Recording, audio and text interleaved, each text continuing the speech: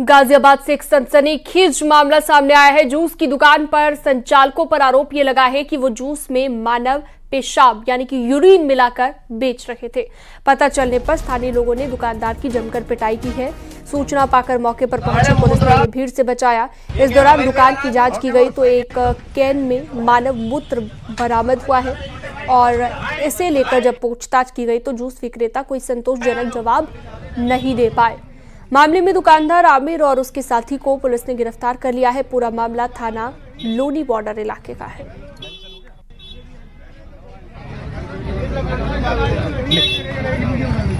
इन तीनों तस्वीरों के जरिए आप देख सकते हैं कि ये जो पूरा मामला सामने आया, बोतल में यूरिन करीब 1 लीटर यूरिन बताया जा रहा है कि यहाँ पर मिला है। लोगों ने हंगामा किया है खूब सारा और पिटाई भी की है संचालकों की, जिसमें एक आमिर नाम का शख्स है और एक नाबालिग उसका साथी बताया जा रहा है। दोनों की जमकर पिटाई की गई है।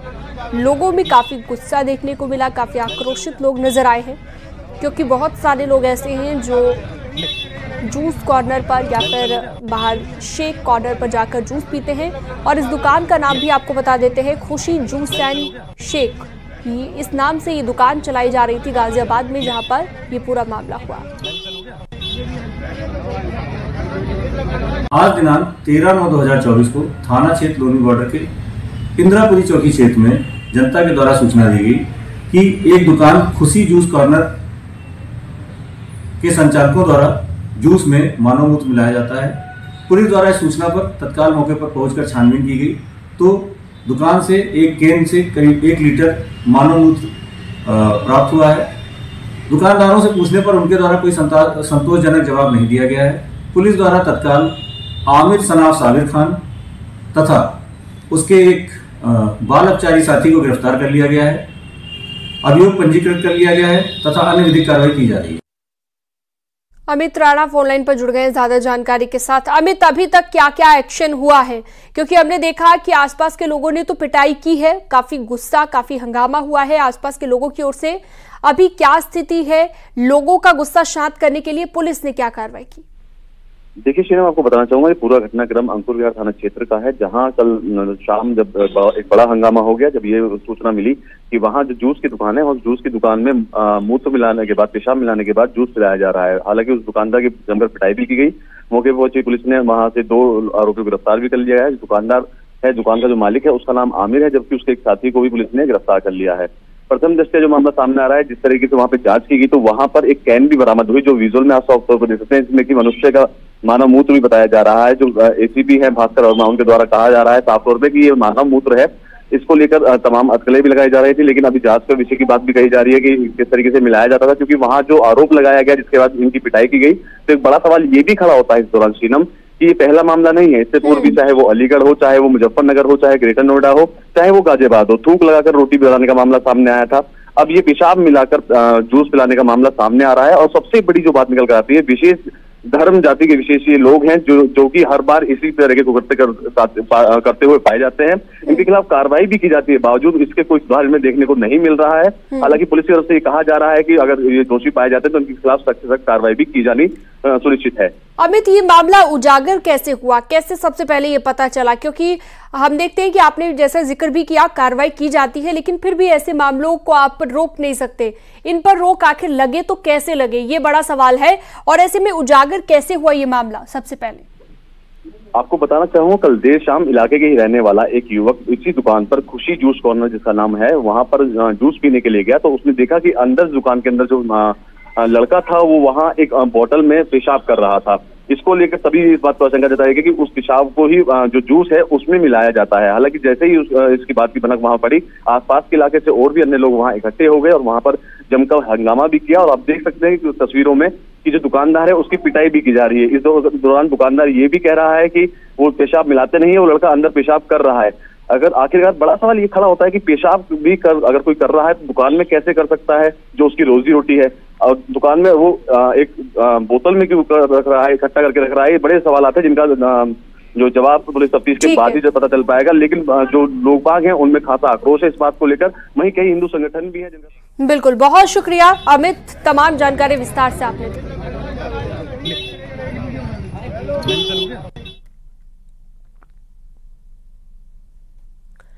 मुरादाबाद में न्यूज 18 की खबर का असर हुआ है। पुलिस ने धर्म परिवर्तन कराने के आरोपी मुस्लिम दंपति को गिरफ्तार कर लिया है। पुलिस ने सिलाई कढ़ाई ट्रेनिंग सेंटर चलाने वाली हिना और उसके पति मुस्तफा को गिरफ्तार कर लिया है। दोनों पर हिंदू लड़कियों पर इस्लाम अपनाने के लिए दबाव बनाने का आरोप लगा है।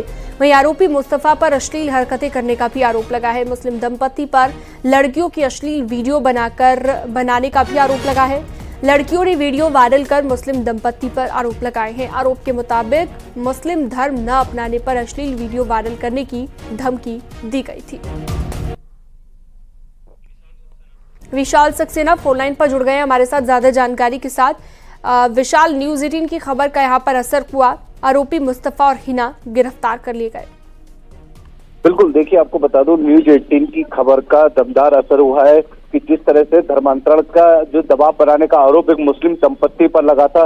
3 युवतियों ने आरोप लगाया था कि मुस्लिम जो दंपत्ति है, जो महिला जो है कि मुस्लिम, वो सिलाई कढ़ाई जो प्रशिक्षण है केंद्र चलाती है, वो लोग सिलाई कढ़ाई सीखती थी और वहां जो है उसका जो पति और वो खुद, उन्होंने उनको धर्म परिवर्तन करने के लिए दबाव बनाया था। उनकी अश्लील वीडियो बनाने का उस दंपत्ति पर आरोप है। साथ ही जो खाना था, खाना भी अपने साथ खिलाने का उन पर आरोप है। तो इस तरह के कुछ आरोप जो थे उन्होंने लगाए थे, जिसके बाद न्यूज 18 ने प्रमुखता से ये खबर दिखाई थी और न्यूज 18 की खबर का दमदार असर हुआ है कि जो आरोपी हिना और मुस्तफा, जो दोनों दंपत्ति हैं, पुलिस ने उनको गिरफ्तार किया है। ठीक है, बहुत शुक्रिया तमाम जानकारी के लिए आपका।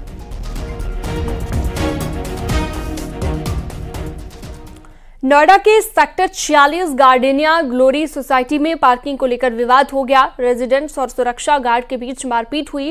लात घूंसों के बीच जमकर लाठी डंडे भी चले। पुलिस ने वायरल वीडियो का संज्ञान लिया है। आगे की कार्रवाई में पुलिस जुट गई है। थाना सेक्टर 39 क्षेत्र की ये घटना बताई गई।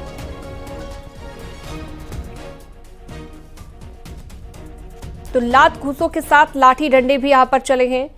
ये बड़ी खबर इस वक्त आपको दे रहे हैं। एक्सक्लूसिव तस्वीर भी न्यूज 18 आपकी स्क्रीन पर आपको दिखा रहा है।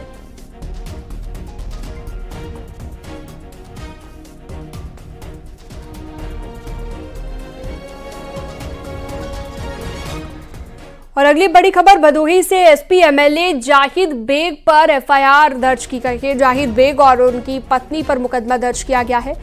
आवास पर नाबालिग नौकरानी ने जान दी थी। एफआईआर में नाबालिग के साथ मारपीट का भी जिक्र किया गया है। भदोही कोतवाली में कई धाराओं में मामला दर्ज कर लिया गया है। श्रम प्रवर्तन अधिकारी जेपी सिंह ने मामला दर्ज कराया है। लड़कियों से बाल मजदूरी करवाने को लेकर जांच जारी है।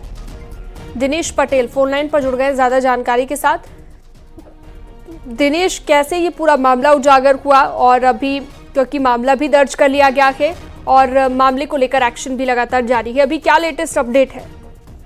देखिए, इस पूरे प्रकरण में जो भदोही के श्रम परिवर्तन अधिकारी जेपी सिंह है, उनके द्वारा भदोही कोतवाली में मुकदमा दर्ज कराया गया है। जो एफआईआर है उसमें जिक्र किया गया है कि जो है बाल किशोर श्रमिक के रूप में इन लड़कियों से काम लिया जा रहा था। आपको बता दें कि बीते दिनों एक नाबालिग लड़की का शव कमरे में मिला था विधायक के आवास पर। उसके बाद श्रम विभाग की टीम जब इनके घर पे पहुंची थी दूसरे दिन, तो एक और नाबालिग लड़की वहां से बरामद हुई थी। जो नाबालिग लड़की है उसके बयान के आधार पे श्रम परिवर्तन अधिकारी के द्वारा यह कार्रवाई की गई। ठीक है, बहुत शुक्रिया तमाम जानकारी के लिए आपका। रायबरेली में एक दबंगों ने एक दंपत्ति को बेवजह बुरी तरह पीट दिया। पीड़ित दंपत्ति का आरोप यह है कि आरोपी उनके घर के बाहर हुड़दंग मचा रखे थे। मना करने पर उन्होंने लोहे की रॉड से दोनों को जमकर पीटा है। स्थानीय लोगों ने जब इसकी शिकायत डायल 112 पर की तो पुलिस के पहुंचते ही मौके से फरार हो गए। डायल 112 ने घायलों को जिला अस्पताल में भर्ती करवा दिया है। मेरे साथ बदतमीजी करने लगा, बाल पकड़ के गिरा दिया। जब मैं कोशिश करने लगी अंदर घसीट के जाने के लिए तो ये कपड़े मेरे खींचने लगे। कहीं क्या मेरे हस्बैंड को विरोध करने पर इन्होंने लोहे की रॉड से हमला किया सर पे और हमारे हाथ तोड़ दिया और सर बहुत ज़्यादा मारा। जब तक हमारे हस्बैंड बेहोश नहीं हो गए, ये दिल भर के मारे। तो घर के बाहर बोरो लगा के उदय राज मिश्रा, उनके लड़के और उनके अन्य साथी और उनके रिश्तेदार सब दारू पी रहे थे। तो गाड़ी में फुल दाना लगा के गाली गलौज कर रहे थे। उस पर हम जब बाहर निकले मना करने के लिए तो लोग गाली गलौज किए, भद्दी भद्दी गाली दी और मारने लगी। उसके बाद जब अपनी पत्नी को लेकर घर गेट के अंदर आए तो अंदर आके मेरी पत्नी के साथ छेड़खानी करने लगे, बदसलूकी किए। उसके बाद हमारे रोकने पर वो लोग लोहे की राड से हमारे सर पे वार किया। उसके बाद हमारी पत्नी को भी बहुत कायदे से मारा, लातों घूंसों डंडों से। हरदोई में दो बदमाशों ने घर में महिला को अकेला देखकर उसे ठग लिया और बदमाशों ने गहने साफ करने के बहाने लाखों रुपए गहनों पर हाथ साफ कर लिया। पूरी घटना वहां पर लगे सीसीटीवी फुटेज में कैद हो गई है। सीसीटीवी फुटेज में दोनों युवक वारदात के बाद जाते हुए दिखाई दे रहे हैं। दोनों ने महिला को बताया कि वो जेवर साफ करते हैं और फिर उसे झांसी में लेकर जेवर लेकर फरार हो जाते हैं। पीड़ित महिला ने पुलिस में इसकी शिकायत दर्ज कराई है। रायबरेली में नोएडा कंपनी की पीसीआई इंफ्रा प्रोजेक्ट की यूनिटों पर एसबीआई और जीएसटी टीम की छापेमारी हुई है। इस छापेमारी में नोएडा और लखनऊ की टीम शामिल है। PCI infra projects private limited company Noida में रजिस्टर्ड है और यहां पर उसने जल निगम में पाइपलाइन बिछाने का ठेका लिया। इस कंपनी के रायबरेली में 3 अलग अलग दफ्तरों पर छापेमारी हुई। तीनों दफ्तर शहर के प्रगतिपुरम कॉलोनी के हैं। हालांकि इस दौरान छापेमारी करने आई टीमों ने कुछ भी बताने से फिलहाल इनकार कर दिया है।